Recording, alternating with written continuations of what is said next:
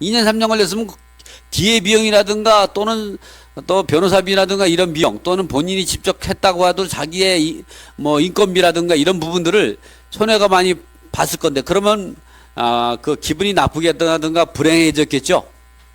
언해피, 영어로 따지면. 여러분 해피하고 언해피는 아시죠? 뭐 영어 한번 써봤어요. 그럼 언해피 할 건데 그렇지 않고 해피해. 왜? 가격이 많이 올랐거든요. 서울에 같은 경우는 아파트를 가지고 있으면 가격들이 많이 올랐죠. 제가 그런 사람들을 한두 명 본 게 아니에요. 경매 신청해가지고 이제 그까지 갔는데, 그리고 본인이 낙찰 받다든가 배당 받는데 수익이 많이 생긴 거예요. 가격이 많이 올라서. 그래서 여러분 거기서 말하는 건, 우리가 이 얘기를 왜 하냐? 이렇게 현재적 가치만 갖고 따져서는 돈을 못 번다. 미래적 가치 갖고 따져야 된다. 그러면 왜 여러분이 생각할 때 경매나 또는 경매나 공매로 투자해서 돈을 많이 버는 사람이 있겠느냐? 그거보다 돈을 더 많이 받는 사람들은, 왜냐면 일반 부동산 중개 시장에서 그 매물을 사가지고 1년, 2년, 3년 이렇게 또는 5년 동안 또는 10년 동안 이 보유하다가 파는 사람들이 훨씬 더 이익이 많이 생기는 거예요. 왜 그러냐면 가격이 올라주죠. 물론 떨어지는 물건을 사는 사람도 있겠지만 대부분의 가격 같은 경우는 특별한 상황이 없으면 가격이 많이 오르죠. 그래서 그런 부분들을 우리가 생각할 때는 항상 그 사가지고 바로 파는 것보다는 조금씩 보유하다가 파는 게 좋다. 그래야 세금도 적게 내고. 그래서 여러분이 할 때는 부동산을 투자할 때 현재적 가치만 너무 바라보지 말고 미래적 가치가 있다. 돈을 많이 벌려면 미래 가치가 높은 곳에 우리가 관심을 가져라. 그러면 현재적 가치와 미래적 가치를 높여주는 게 하나가 뭐가 되냐? 이렇게 현재의 그 주택이나 상가 같은 경우는 현재의 임대 시세, 전월세 전월세 보증금이죠. 전세 보증금하고 월세 보증금. 이 현대 임대 또는 재임대로 높은 이제 임대 수익이 발생하는 주택을 찾아라. 이러한 임대 수익이 증가가 그 부동산의 가치를 증가시키게 된다, 이 말이죠. 또 이 공동소유 주택에서 공유자가 거주하고 있으면 해결이 쉽다. 예를 들어 아파트에 다른 지분권자가 산다 그러면 그 지분권자는 대항력이 없죠. 그리고 그 사람이 생각을 할 겁니다. 계속 거기서 살 것인지, 계속 산다 그러면 내 낙찰자 지분을 갖다 사겠죠. 아니면 이사를 간다 그러면 그 지분을 팔고 가겠죠. 그럴 때 정상적으로 자기 시세대로 팔고자 하면 낙찰자가 그 지분을 사겠어요? 안 사죠? 그러니까 아무래도 시세보다 싸게 살 수 있는 하나의 계기가 될 수 있다. 그런 것이 바로 우리가 지분 투자에서 꼭 알고 있습니다. 그래서 지분에서는 공동소유 주택에 다른 지분권자가 거주하게 되면 해결이 실마리 크다. 이럴 때에는 두 개의 해결책이 있다. 하나는 상대방 지분을 매수하는 거.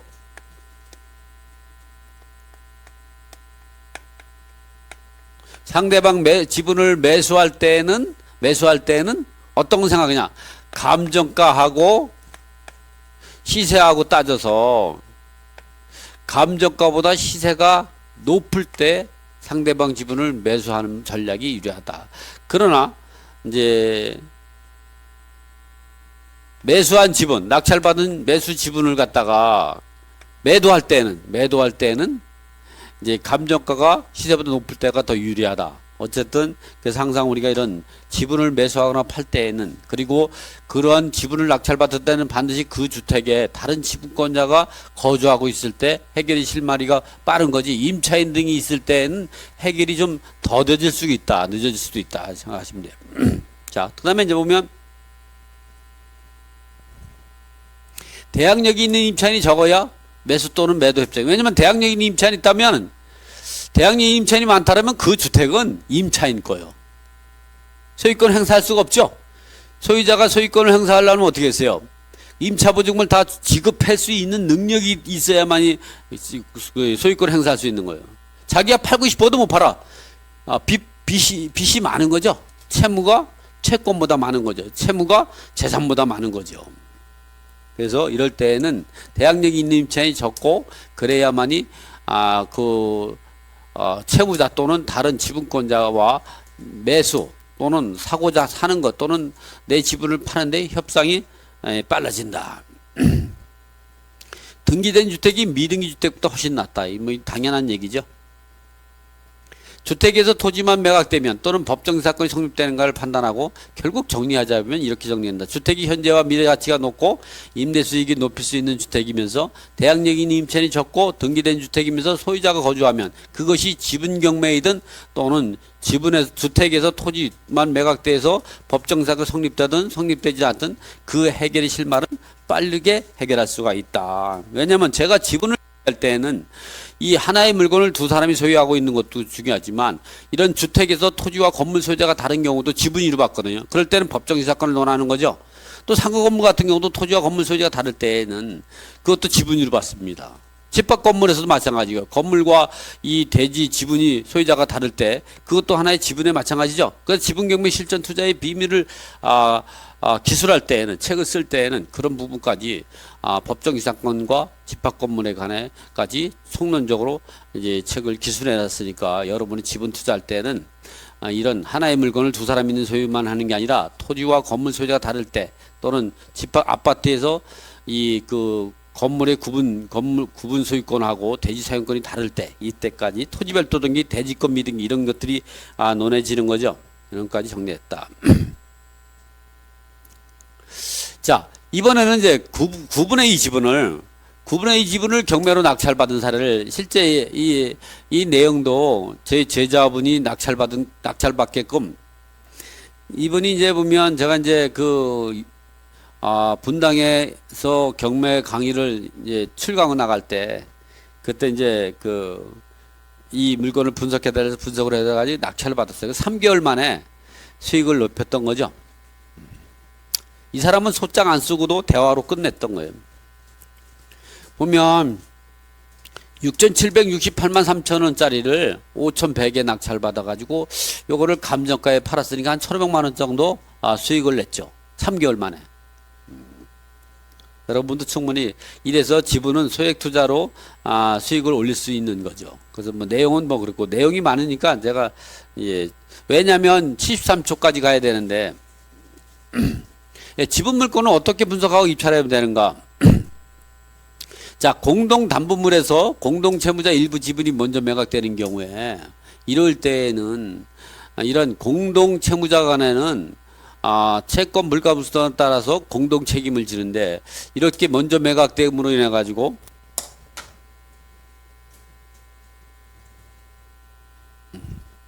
이렇게 A가 2분의 1이 있고 B가 2분의 1인데 이렇게 공동 채무자야.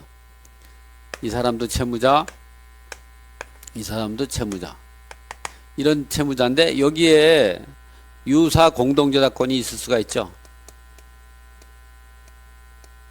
유사 공동저작권은 첫 번째 임차인이 있을 수 있죠. 임차인이 A와 B를 공동 임대인으로 계약을 해가지고 대항요건을 갖추고 대항요건 주민등록과 주택인도죠. 여러분은 전입신고하고 입주를 하게 되면 대항요건을 갖추게 되는 거죠. 그럼 다음날 오전 0시 대항력이 생기는 거죠. 그리고 확정일자를 받으면 이 확정일자 우선변제권도 유사 공동저작권을 볼 수 있어요. 왜냐하면 채권 물값에 따라서 A든 B든 전체에 대해서 청구할 수가 있는 거죠. 또 두 번째는 근저당권이 있을 수 있죠.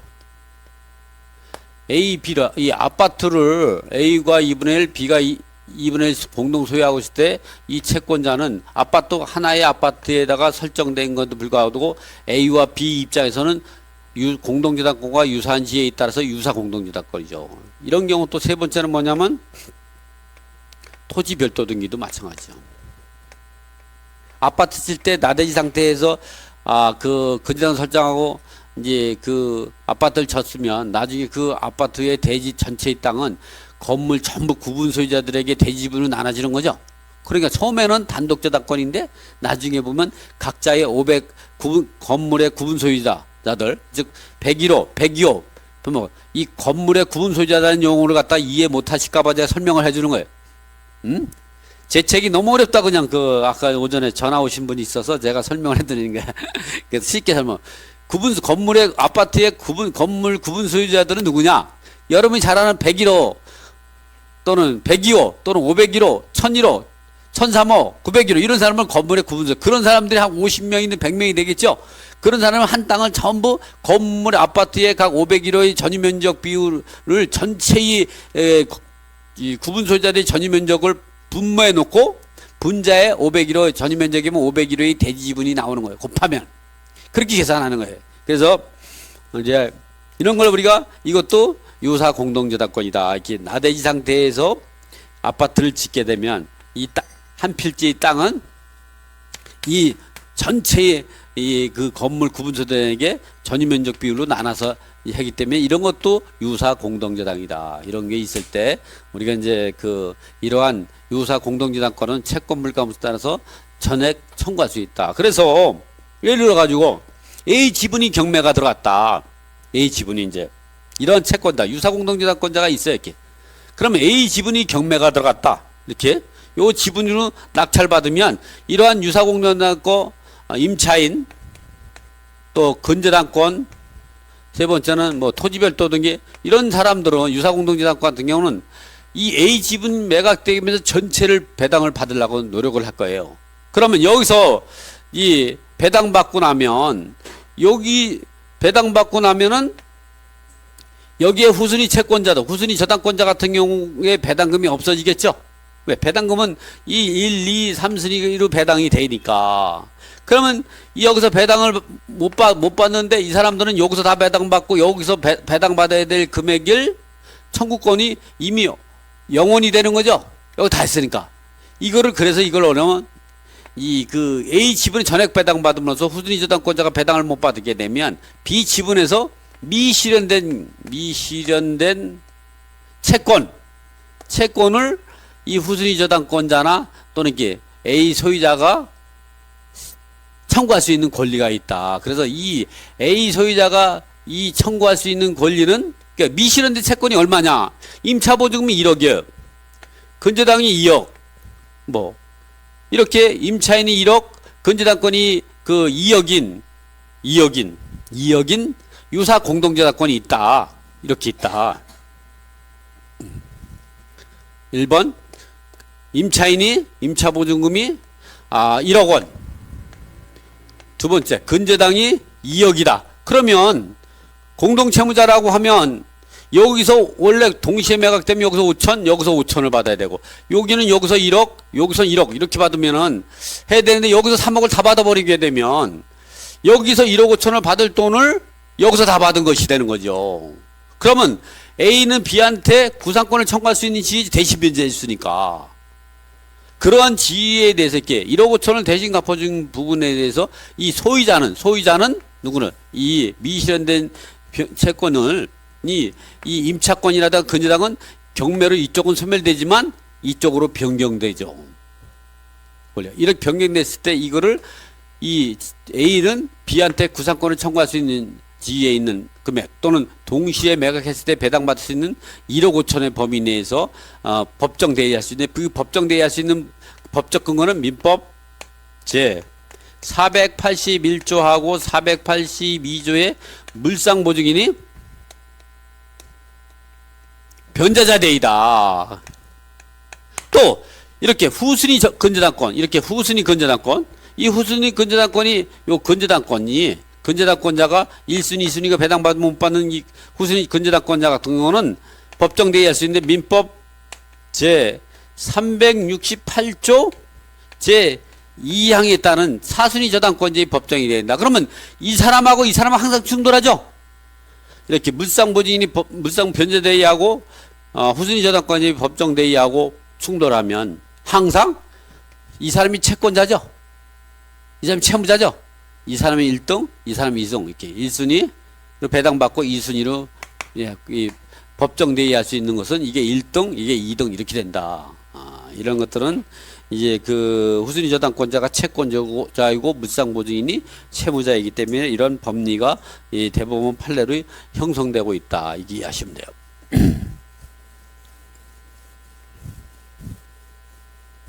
지분은 이런 면에서 좀 잘 알고 이렇게 해나가면 재미가 있습니다. 이렇게 나중에 지분 사가지고 이익을 얻을 수도 있고 또는 다른 지분을 사가지고 또 이익을 얻을 수 있고 또 후순위 저당권을 사가지고 또 이제 황금알을 날 수도 있고 이런 부분들이 있는 거죠. 지분을 잘 이해하고 이렇게 투자하면 높은 수익을 낼 수 있다.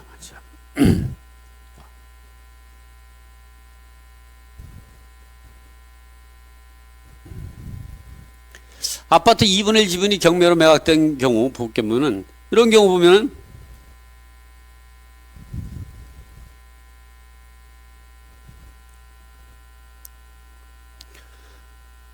수정구 신흥동의 한신 아파트가 2분의 1 지분이 이제 그 경매로 매각됐는데 이때 그 백경희 씨가 이제 채무자, 소유자 겸 채무자죠. 이분들은 보면 이제 그 2000년 11월 2일날 이게 실제 사건이에요, 경매로.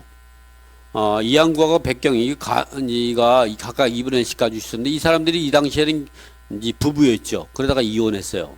그래가지고 이제 이건 가명입니다. 이름을 바꿨거든요. 그래서 이게 1억 4,400만 원을 누가 하냐면 이 백경희 씨가 돈이 필요해서 어디냐면 김병기 씨한테 1억을 빌렸어요. 그래서 또는 이제 여기 또 이제 명성간업에서 또 1억이 있고 어쨌든 이런 식으로 해서 김병희가 1억 갖고 경매를 신청했단 말이에요. 그러나 이 1억 4,400이